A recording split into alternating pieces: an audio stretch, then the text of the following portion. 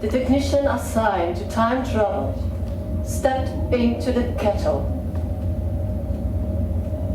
Its sides were perfectly round, and it fitted snugly inside a vertical shaft composed of widely spaced rods that shimmered into an unseeable haze 6 feet above its head.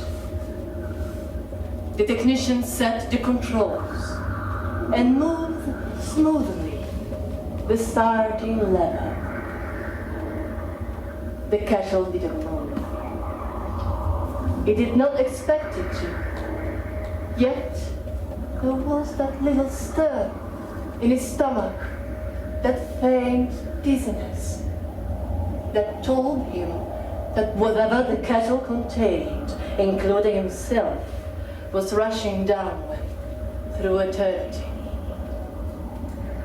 He had boarded a kettle in the 575th century, the base of operation assigned him 2 years earlier.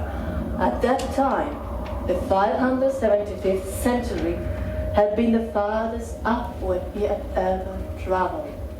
And now, he was moving to the 20th century. He was a little frightened, a little confused, a little tense. It was his hands acting by themselves that brought the kettle at the proper hold to the proper century. Strange that a technician should feel tense or nervous about anything. Above all, a technician must be dispassionate. The reality change he initiates may affect the life of as many as 50 billion people. At the beginning, he had never imagined that he himself would have had the peculiar talent for this, but emotion had come upon him after all. Not for 50 billion people. What in time did he care for 50 billion people? There was just one person. Claude? Claude? Claude, what time is it? I want to fly on my airplane. One day I will burn those stupid airplanes. You know that? I will light them up and add to the fire. You know what will be left of them? Nothing. Just a small, stupid yellow cloud. The technician stood at the gateway to time and thought of himself in new ways. It had been simple once. There were such things as ideals or at least catchwords to live by and for. He found himself remembering the beginning when he was studying. Since his earliest days at school, he had read an hobby horse of primitive history. He took a secret, shamefaced pride on this sort of arcane knowledge. He had grown fond of those odd, perverted centuries that lay not only before the temporal field itself, in the 27th centuries, but even before the beginning of eternity in the 24th century. Occasionally, he would lose himself in a world where time travel did not exist, where life was life, and death, where evil could not be prevented, nor good promoted, and the Battle of Waterloo, having been lost, was really lost for good and all. Bail out! Bail out!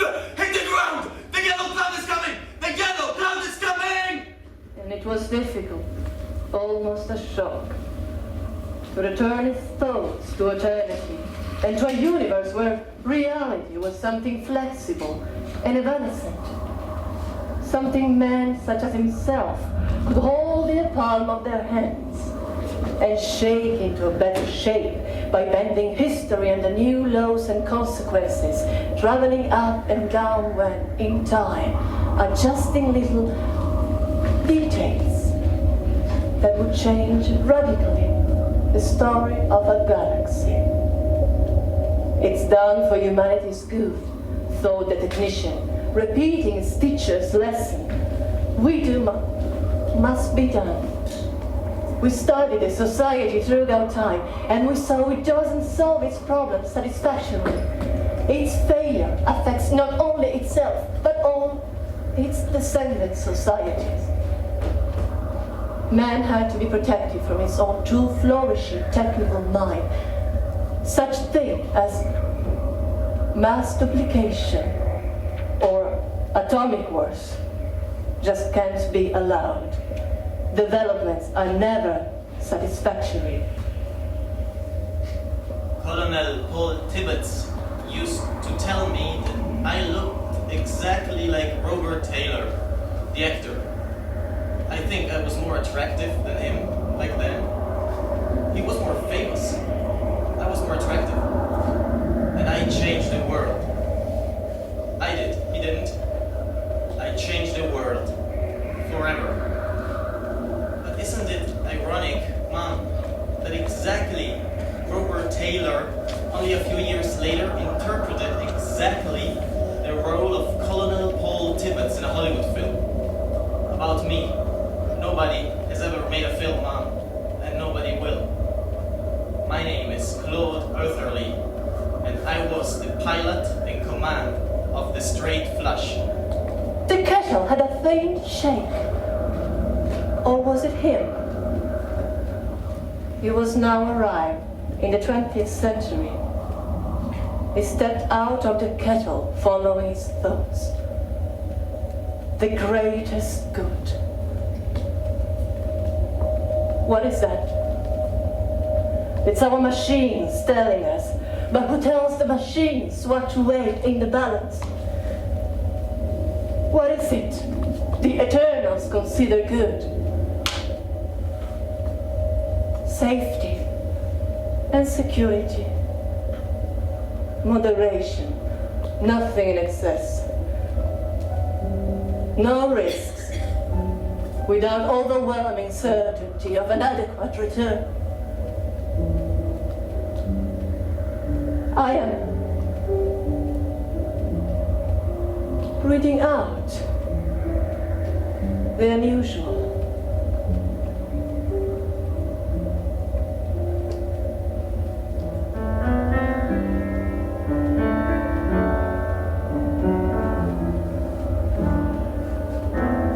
Gloomy Sunday, with shadows I spend it all.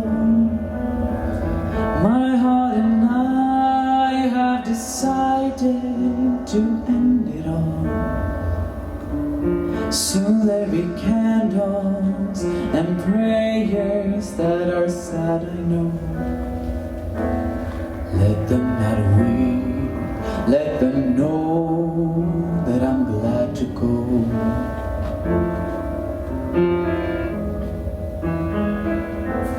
Death is no dream, for in death I'm caressing you. With the last breath of my soul, I'll be blessing you.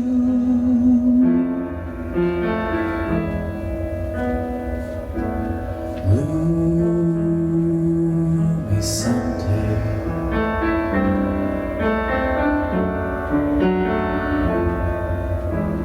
dreaming, I was only dreaming.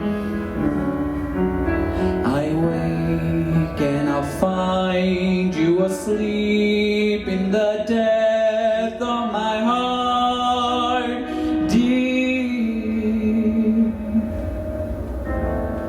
Darling, I hope that my dream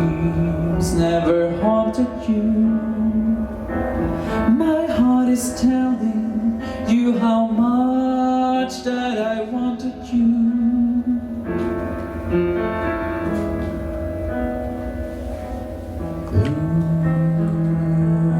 Gloomy Sunday.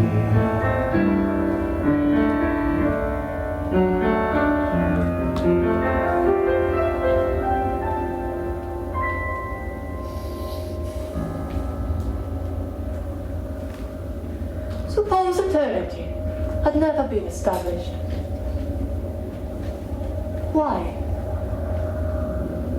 Is it that man is continually attempting space travel and continually failing? Is there such a thing as an instinctive yearning on the part of intelligent beings to expand outward, to reach the stars, to leave the prison of gravity behind? I want to fly on my airplane. In ironing out the disasters of reality, eternity rules out the triumphs as well. It is in meeting the great tests that mankind can most successfully rise to great heights. In averting pitfalls and miseries that beset man, eternity prevents mankind from finding its own better and better solution. The real solution that comes from conquering difficulty and not avoiding it. While if tomorrow it's a dream world again, or a shadow. This is a robbery! This is a robbery! Give me your money! Put your money in the bag! You cowards! Cowards! It's a toy gun! A toy gun! What is wrong with you? Is this the new generation? The new generation that is going to turn the world into a better place? Afraid of a toy gun? You're a bunch of cowards! My question remains the same. Suppose eternity had never been established. I'll tell you what would have happened. The energies that went into temporal engineering would have gone into nucleonics instead. Eternity would not have come, but interstellar tribute. Man would have reached the stars more than 100,000 centuries before a date in this current reality, and humankind would not have been forced to extinction. Any system like eternity, which allows man to choose from his own future, will end by choosing mediocrity. And in such reality, stars are out of reach. Yes, I'm his mother. I'm asking for this treatment. Yes. Remove his memories. Exorcise his memories from his mind. Do it, please. 6 months treatment. All right. Do it. I'll sign for it. And in this eternity, it's not enough. We must reduce the probability of establishing any form of eternity to as near zero as we can manage. So there is just one thing we must do here. A small change. A little thing. A letter to a peninsula called Italy in the 20th century. Provided I send a letter, a man of Italy will begin experimenting with the neutronic bombardment of uranium. The first nuclear explosion will take place not in the 30th centuries, but on the 6th of August, 1945. I know the danger. I view the shift of resulting realities. And there is a probability, not a certainty, of course, that Earth will end with a largely radioactive crust. But before that, there can be compensation for all the consequences I am causing. A galactic empire. This is Earth, he suddenly said out loud, as an audience was there, in front of him, listening. Not just the only and eternal whole of mankind, but a starting point for our infinite adventure. All you need to do is make the decision, and it is yours to make now. The grayness suddenly invaded all the sky. An oppressive silhouette of the kettle disappeared from against it.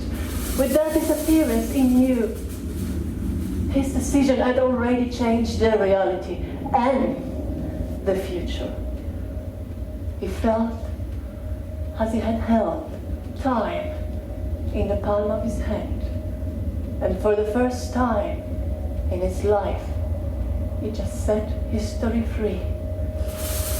By opening his hand, came to the end, the final end of eternity. And infinity began.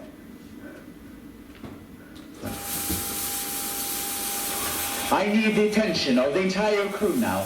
Up to this time, you've been told what you needed to know to help accomplish this mission. You're now entitled to know the rest of the story. We are on our way to bomb Hiroshima. I know that you're all wondering what that thing is that we are carrying. Well, I'll tell you. It's an atomic bomb. When we're released today, we're going to see the biggest explosion in history.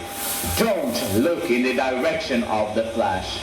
We're going to be hit by a shockwave, and we don't know how hard, so stay on your toes. We got a long way, fellas. Let's pray to God that we finish this job right.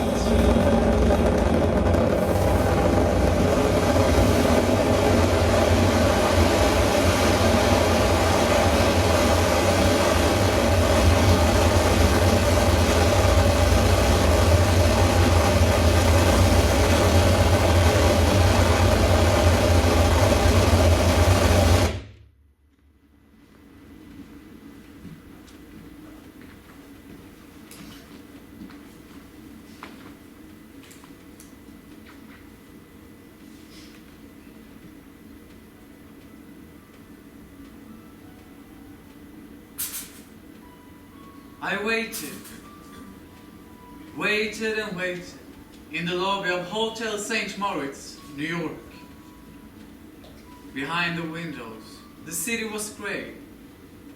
Soon it started snowing, and people rushed home with presents in colored packages, their ribbons wallowing in space. In this festive atmosphere, I find it strange to be meeting a man who caused the death of 60,000 people. A man who held time in the palm of his hands. And 3 hours later, he arrived.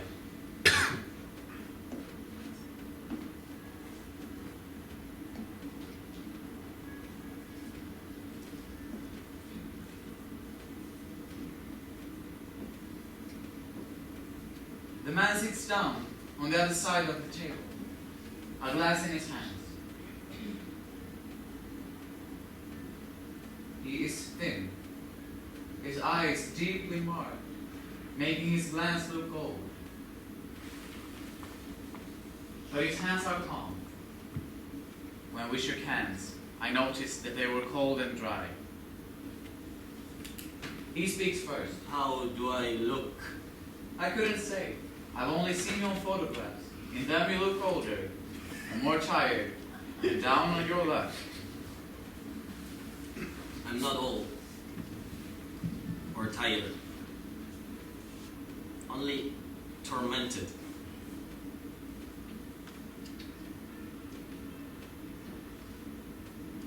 Not all the time. They took care of my nightmares. Right here in Waco. A doctor named Parker. Gray-haired man, thin. It was heavy treatment. I don't know if their methods have changed, but the one they used on me, useless. Give it up, Claude, Parker said. You're not guilty. It just fell to you to pilot a plane over Hiroshima. How many others, Claudes, were there in the Air Force who would have carried out an important order like that? The war finished. You went home. And what was the order anyway? Look at the sky. Can't see Kokura, can't see Nagasaki. Better do Hiroshima. For 14 months, every day, Dr. Parker gave me almost the same speech. I had to ask not to see him anymore. I would got worse. There are a lot of stories, Mr. Ellie. Some people say that you are a fake. Why? He didn't answer immediately. Instead, he asked if he could take advantage of my hospitality. Would I have another drink with him? I wouldn't like to give the impression that Early was an alcoholic. He could hold a bottle of whiskey without any trouble, and his eyes remained alert and cold, just as they were when he entered, bringing in a little wind from the city. Do you mean what Bradford Huey wrote about me? He's a journalist who spent 2 days with me, and then he wrote a whole book about my life. Who am I? I don't know. But nobody can describe himself in 1 minute. I doubt it. Are you a pacifist, as you claimed for years? I am, and sincerely so, as in any American of goodwill. If I were religious, I would say that pacifism springs from a Jewish and Christian consciousness. But I'm not religious, and I don't want to look like a fool expounding my philosophy. I can't be religious after Hiroshima. When someone makes a trip like mine and returns alive, he either kills himself or he lives like a Trappist monk, cloistered, praying the world changes and that the likes of Claude Etherly, Paul Tibbets, and all the scientists who worked on the bomb are never born again. I had the command of the lead plane, The Straight Flush. I flew over Hiroshima for 15 minutes, studying the clouds, covering the target, a bridge between the military zone and the city. I looked up. Cumulus clouds at 10,000, 12,000 feet. The wind was blowing them towards the city. It was perfect weather. I could see the target clearly, the central span of the bridge. I laugh now. When I think of the order, I want only the central arch of the bridge. Even if I guessed we were carrying something special. The houses, the roads, the city seemed very far away from our bomb. I said to myself, this morning's just a big scare for the Japanese. I transmitted the coded message, but the person who armed the bomb made an error 3,000 feet towards the city, actually, but 3,000 feet, one way or the other, wouldn't have made much difference. That's what I thought as I watched it drop. And the explosion stunned me. Hiroshima disappeared into a yellow cloud. No one spoke after that.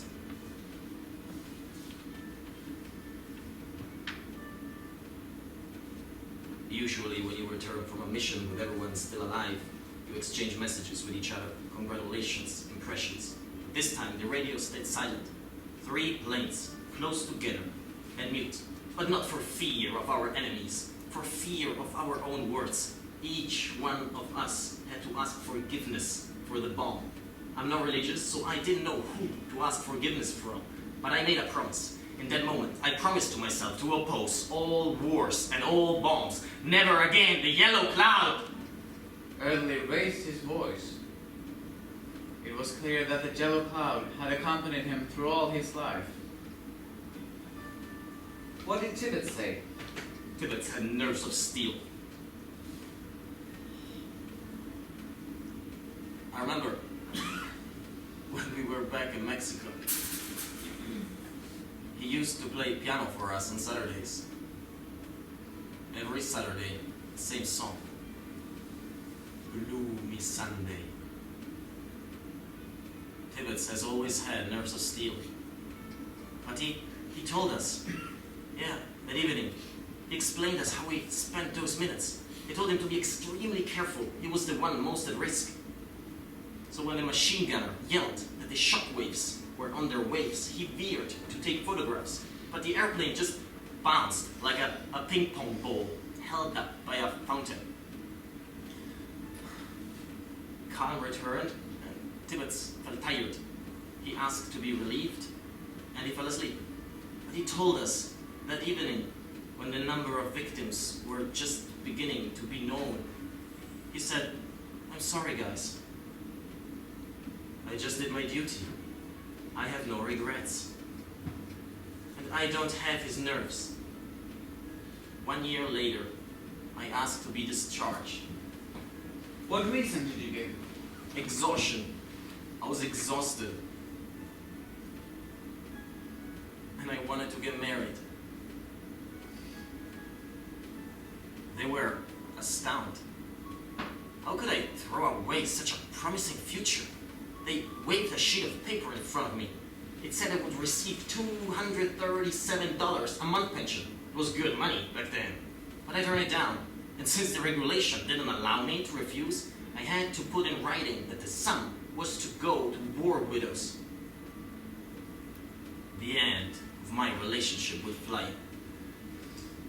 He didn't tell the rest of the story willingly.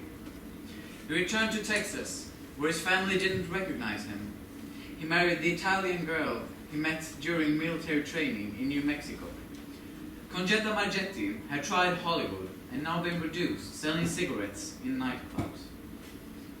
Perhaps not the ideal wife for someone in Claude's state.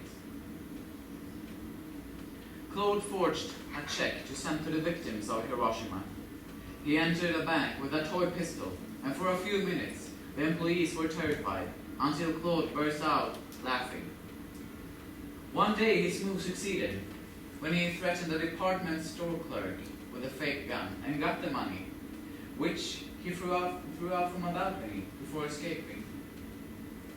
The police caught up with him and he was taken back to Waco, this time no more as a voluntary patient. He left the hospital after 14 months, a ghost. His wife abandoned him, they divorced. His brother closed his bank account. And now his protests smoldered again. He entered a bar in Mexico, threatening the people inside to get their money into the sack he was holding. But it came to nothing. He was handcuffed and taken into prison. His torment went on. A poor soul, incapable of getting on with life. No one ever understood his drama. And people's aversion to him grew. He became one of those witches that President McCarthy, the inquisitor of frustrated nationalism, was by that time cruelly fighting. In his book, Bradford Huey fomented the suspicion by suggesting that Early's madness originated out of jealousy for Colonel Tibbets, the man in charge of the mission. When I knew him, Bradford Huey wrote, he was already a fraud. Right off, he asked me for $500. He had never attempted suicide. I spent a long time with him, and I looked at his wrists. There were no scars. Is that true, Claude? This is not something you want to brag about. Look at my arms. He unbuttoned his cuffs and turned up the sleeves of his jacket.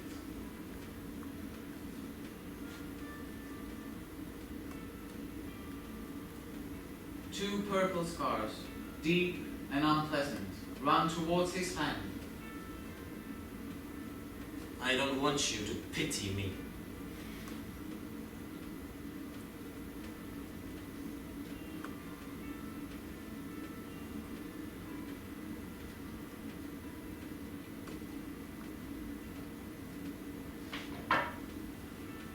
happy to have been able to talk. Now I have to go. He disappeared as he appeared, with the same sadness. But before he passed through the bar door, he stopped, as if he had forgotten something. I want to apologize for being late, and thank you for these. He gestured towards the empty glasses on the table. It was a pleasure meeting you. Merry Christmas. 14 months later, Lord Earthley took his life.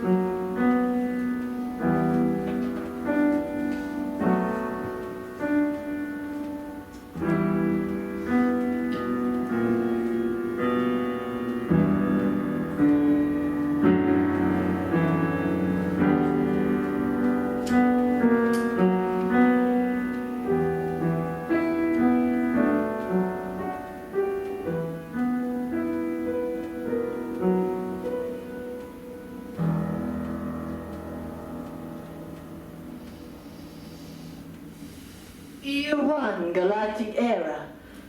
The Galactic Empire is born.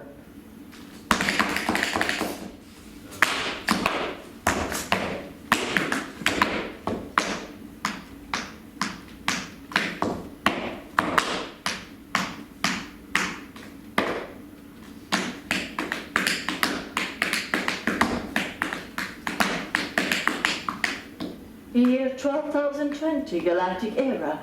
Harry Seldon invents the psychohistory. Would you repeat, Dr. Seldon, your thoughts concerning the future of Trantor? I have said, and I say again, that Trantor will lie in ruins within the next 3 centuries. You do not consider your statement a disloyal one? No, sir. Scientific truth is beyond loyalty and disloyalty. Can the future be changed, Dr. Seldon? Yes. Easily? No, with great difficulty. Why? The psychohistoric trend of a planet full of people contains a huge inertia. To be changed, it must be met with something possessing a similar inertia. Either as many people must be concerned, or if the number of people be relatively small, enormous time for change must be allowed. Do you understand? I think I do. Our planet need not to be ruined if a great many people decide to act so that it will not. That is right. Do you realize, Dr. Seldon, that you are speaking of an empire that has stood for 12,000 years? It's a prediction which is made by mathematics. Even if the empire were admitted to be a bad thing, an admission I do not make, the state of decadence which would follow its fall would be worse. The fall of an empire, gentlemen, is a massive thing. It is dictated by a rising bureaucracy, a receding initiative, a freezing of caste, 100 other factors. We are at a delicate moment in history. The huge, onrushing mass of events must be deflected just a little. Just a little.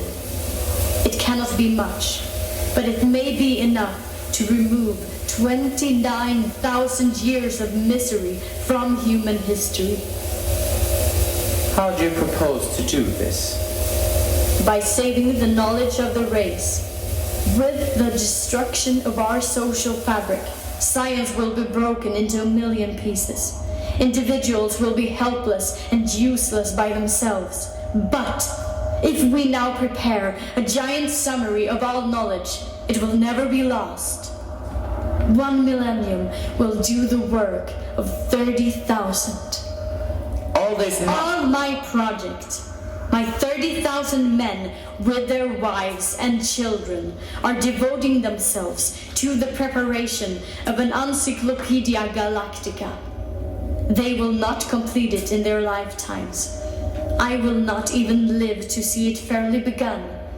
But by the time Trantor falls, it will be complete, and copies will exist in every major library in the galaxy. The Chief Commissioner's gavel rose and fell. Harry Seldon left the stand and took his seat next to God. He smiled and said, How did you like the show? God said, You stole it. What will happen now? Year 12,067 Galactic Era. The Galactic Empire falls. And the Foundation Era begins.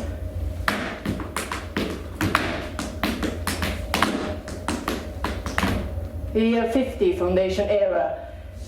Seldon's hologram explains to the mayors the true purpose of the foundation.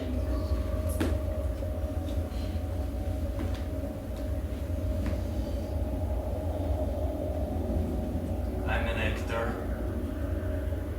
A very good one. You don't know me because I'm not from here. What happened is that my director was supposed to be here and work with me, didn't show up because she lost her passport.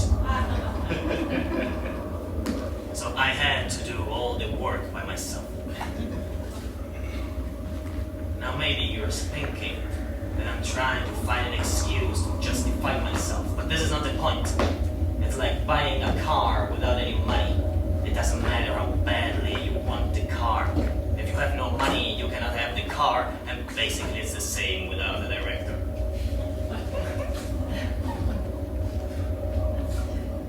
Now maybe you're still thinking that I'm trying to delegate responsibility.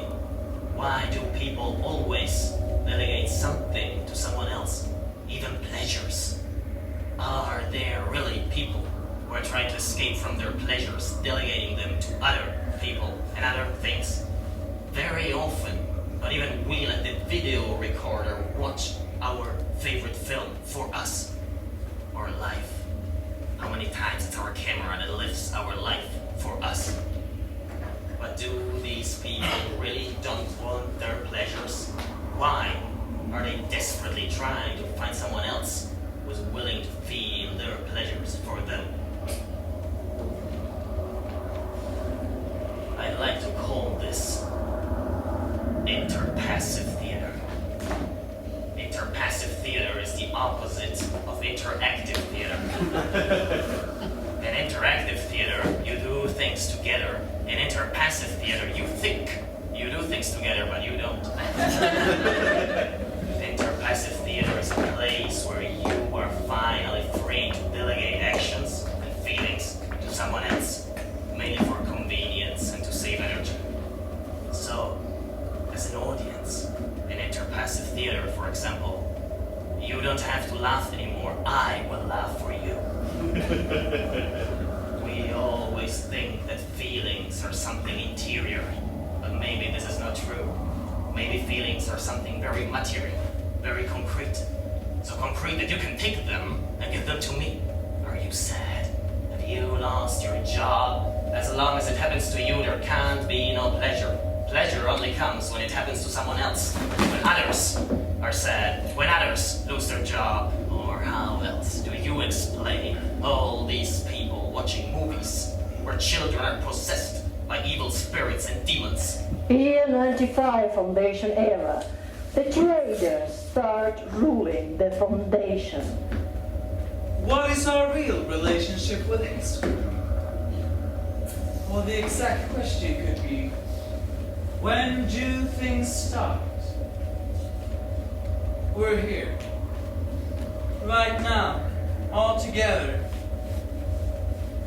But when did all this start? How can we start things? What can we actually start? And why do I see all these people wallowing in space? I sit at my piano, and I just start playing and singing. When does my song start? Did it start during my first piano lesson? Or is it going to start when you choose to listen to me?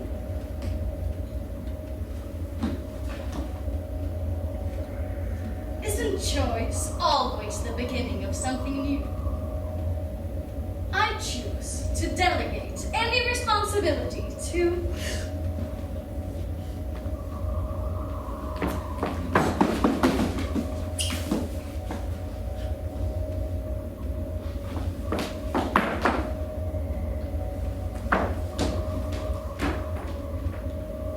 What did just start?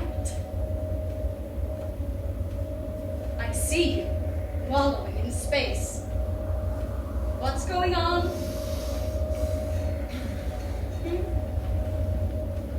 Where am I? I'm here. I'm stuck in the present. I'm stuck between the past and the future. I'm stuck right here where history brings me. Because history ends in the present. And the future. The future. It's just a question of time. It will come, sooner or later, without any doubt. That's why time is always the same.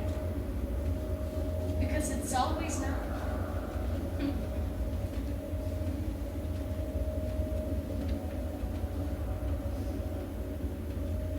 History, on the other hand, is dynamic and full of changes. I like to imagine mankind as someone holding the time in the palm of his hand. And when he opens his hand, he sets history free. Yes, mankind as a manipulator of time, a producer of history. Isn't this beautiful?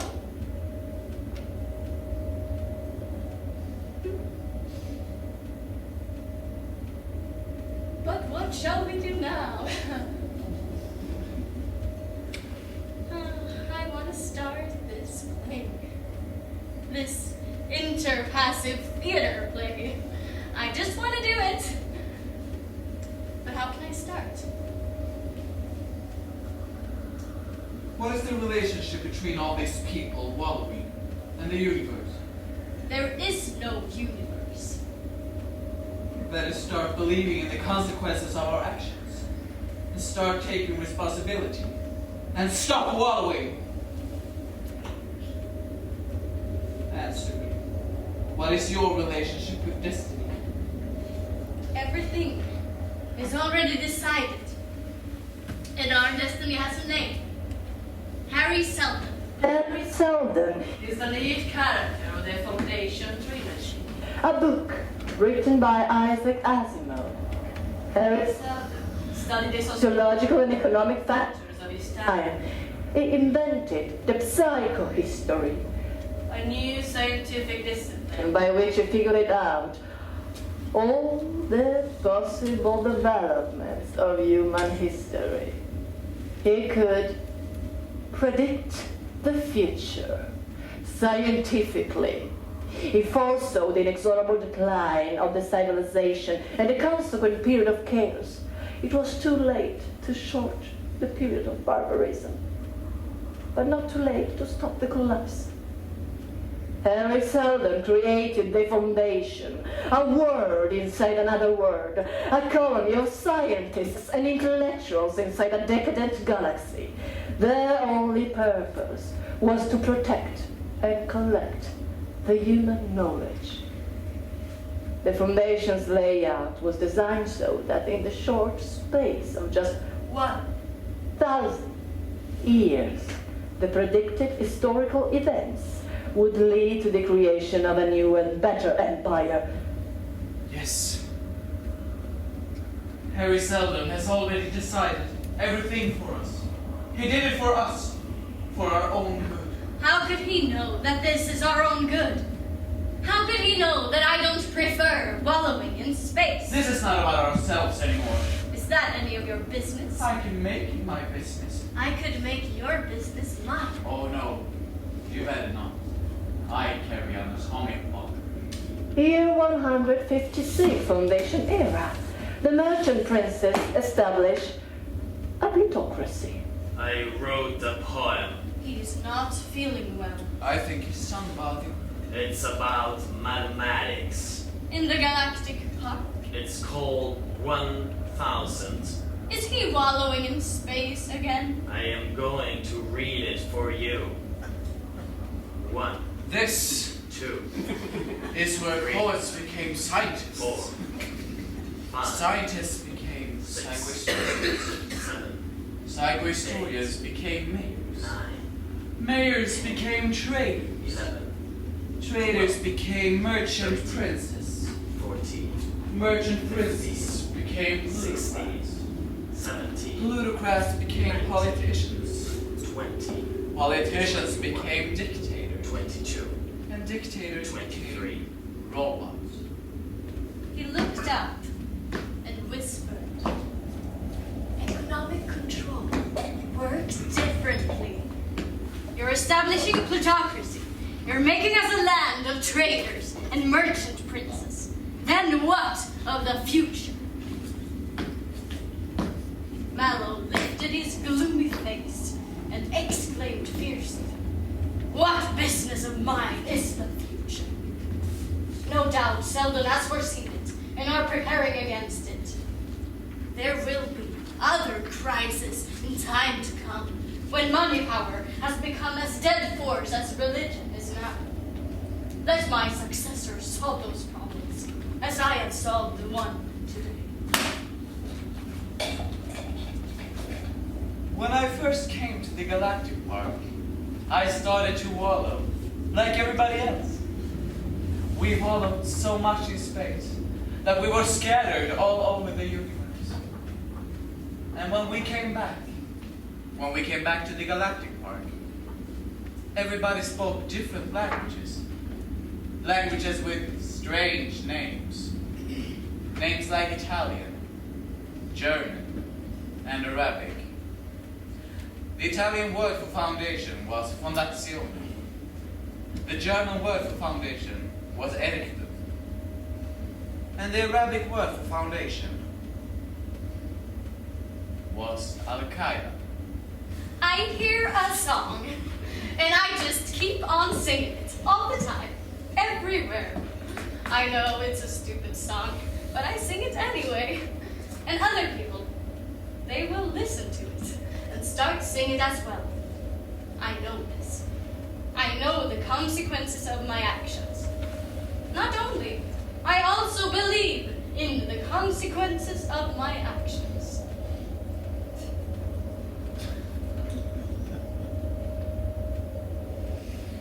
But what about a theater play? Which are the consequences of us wallowing in space?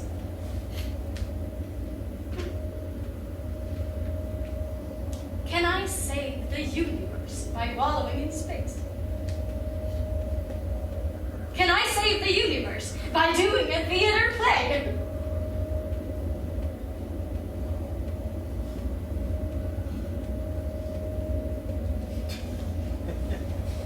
I think the question is another one. The question is why? Why should I save the universe? From what should I save the universe? Isn't it much better to go on wallowing in the Galactic Park? I want to start the greatest wallowing festival of the world. I don't want to save anything or anyone. I just want everybody to wallow. It's the best way of not saving the universe. It's the best way of delegating the role of savior to somebody else. To you, for example. No, I'm just a very good actor. Do I know you? No, because I'm not from here. Can I ask you something? Sure. Do you think I'm trying to find an excuse to justify myself? Yes. Had that feeling. But this is not the point. We are two actors, and we did all the work by ourselves because our director didn't show up because she lost her passport. But if we tell this to people, they will think we say this because we're trying to find an excuse to justify ourselves. But isn't that what we're doing? Delegating responsibility. No, I am trying to talk about the truth here, and I just can't control the consequences of it. Does this mean we have to lie? To lie about the director? Then what will happen if the director one day shows up? What happens then? What's the truth then? Maybe there is no truth. And we are all children, with invisible filaments tied around our ankles. We stand, jump, run, walk, and sometimes fall, tripping over each each other's footprints. 174, 175, 176, 177, 178, 179, 180, 181,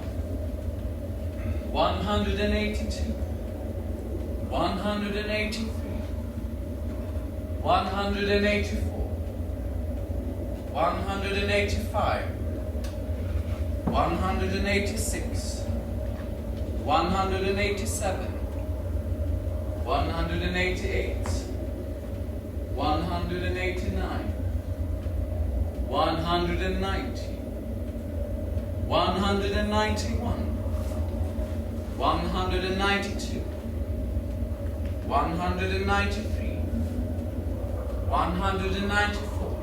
Year 195, Foundation era. A general starts a campaign against the Foundation.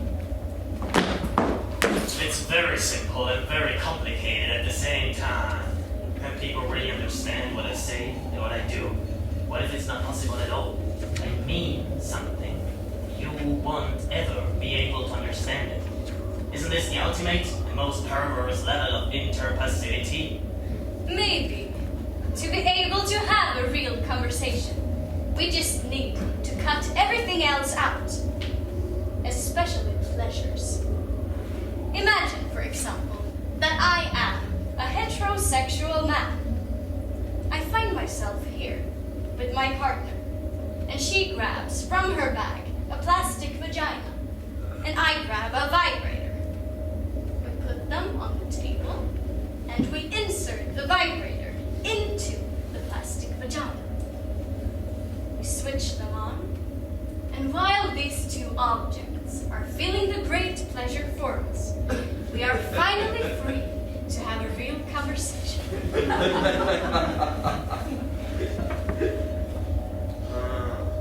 What does that mean? It means...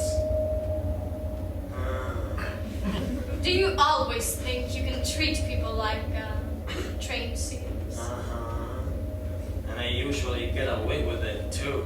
How nice for you. You are cute. I'm getting cuter every minute. You don't have to say anything. You don't have to do anything. Not a thing. Oh, maybe just wallow. You know how to wallow, don't you? You switch gravity off and jump. Do you know what? Every time I want to be alone, I try to be with you. What is it that makes you always come back to me? Why do you feel alone only when you are with me? There is a connection between us. I can feel it. A connection that is so small that nothing and nobody can destroy it. Because it's too small to be found. I searched my bag. I searched it all day long. And I couldn't find anything. Except my vibrator. Maybe a reference. Maybe we two, together, are the best way of being alone.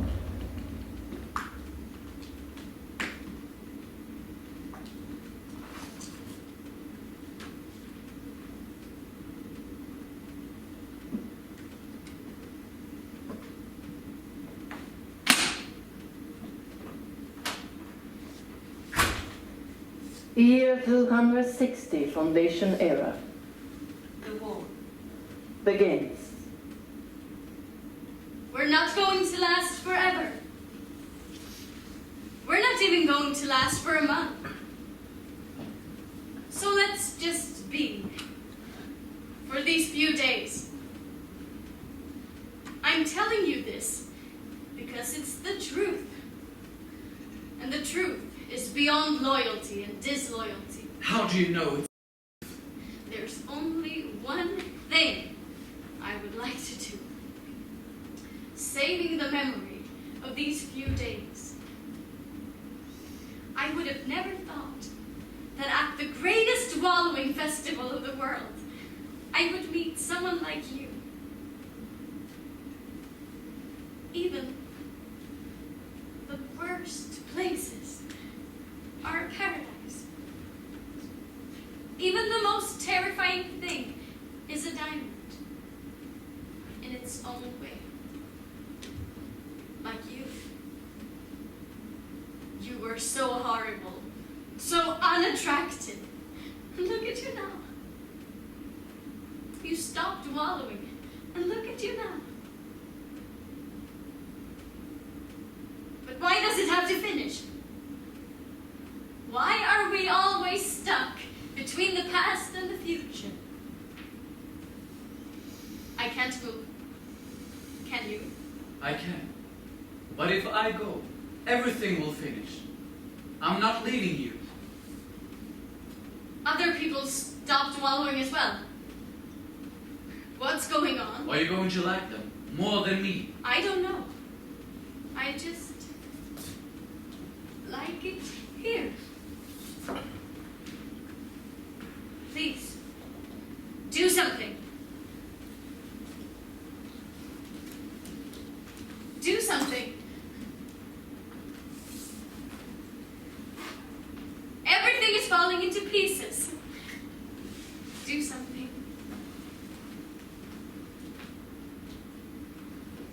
I'm stuck. Help me. I'm stuck.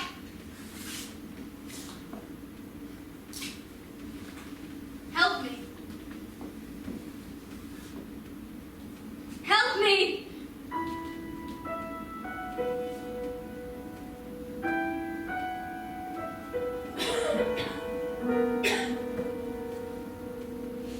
Move a stone and move another.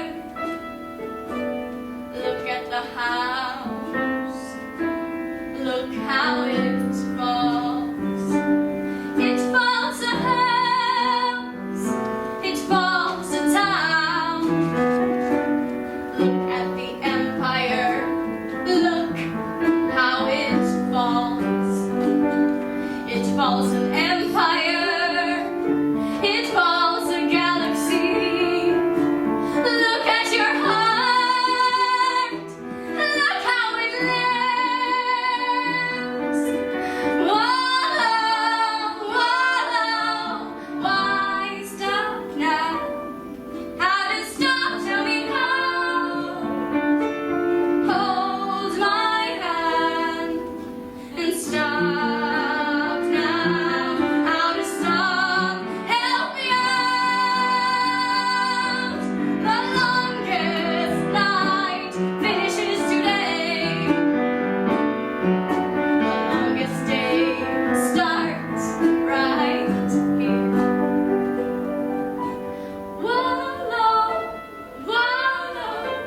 Why stop now? How to stop? Tell me how. Hold my hand and stop now. How to stop? Help me out. To wallow down your life and now. To wallow down your life and now. Don't you know how to do something else? How can we build a new empire?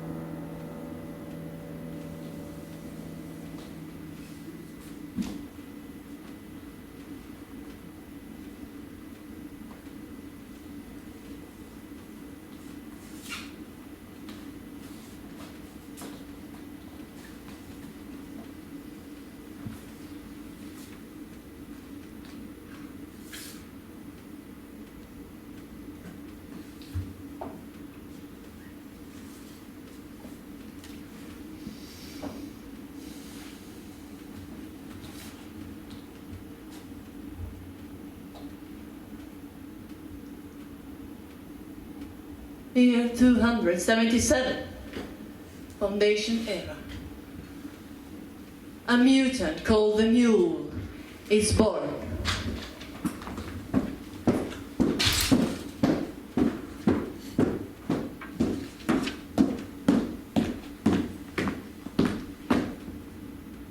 Dear Mr. Adderley. Year 300, Foundation era. The mutant conquers the Foundation. Finally. The writer of these lines is unknown to you. However, are known to my friends and to me. We are anxiously watching the way you are trying to manage and master your condition. We are not just curious, nor we are medically or psychologically interested in your case. No. Today it is possible that we can be used in actions, unknowingly and indirectly, in actions of others. We can become guiltlessly guilty, a condition which had not existed in the technically less advanced times of our fathers. I was just a screw in the machine, and when I found out, I tried to destroy the machine, but it was too late, and the machine was already too powerful. What could happen to us tomorrow has already happened to you. You are the predecessor of the future. Year 301, Foundation era. The fall of the Foundation.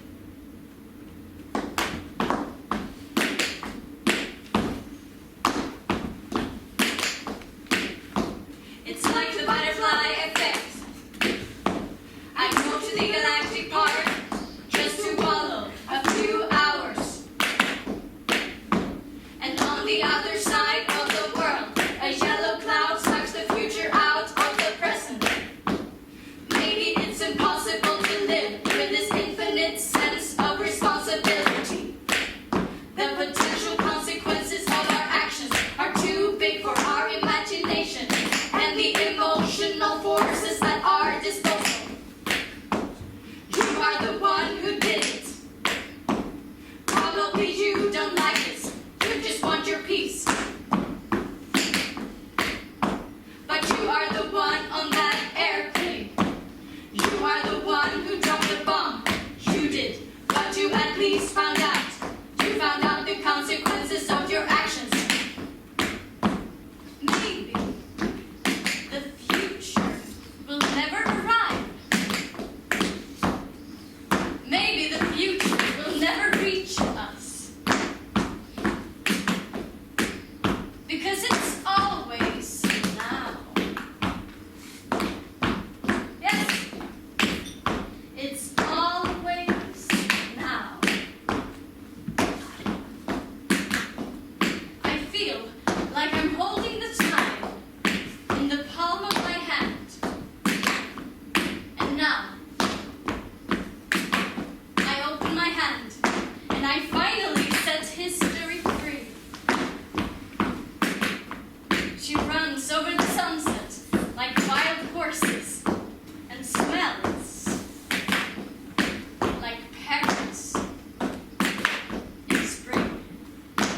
Everything is connected now. Mr. Adderley, by dropping the bomb, you have set history free. That's how you open your hand. But then, later, something happened.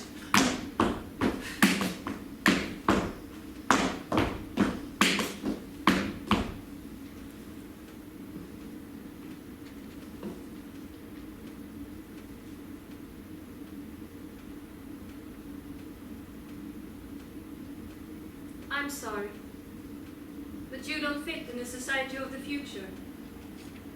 You're just a victim. A poor victim in the middle of millions of other poor victims. Nothing else.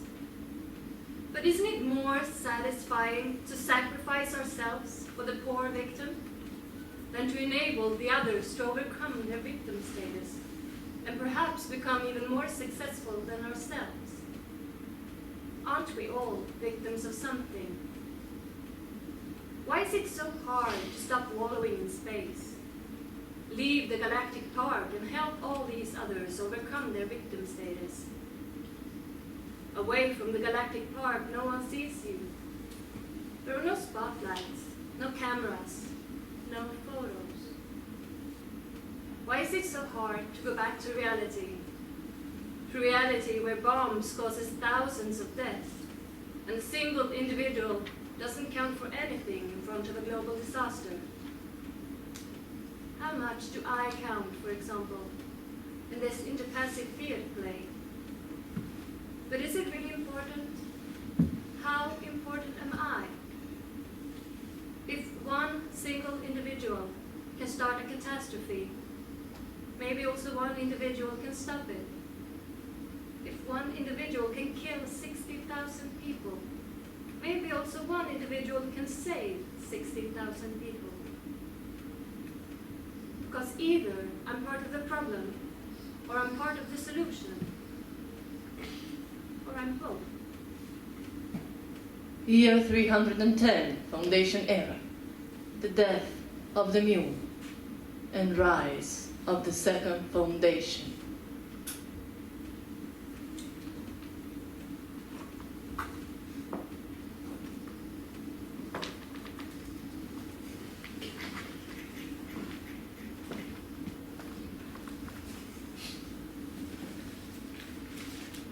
I'm an actor. A very good one.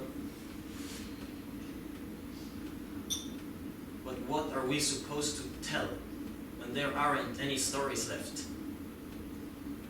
When drama finishes and every character is dead? What happens next? What happens when there is nothing to do? Nothing to feel? Nothing to delegate? What happens when even the end is over? Is it a circle? And life starts again? Is it a circle? From the ruins of the old empire, a new one is going to be born. A new one and a better one. Or is it not a circle? Maybe not even a line. It's just a point. A point in the middle of universe. A point in the middle of nowhere. And you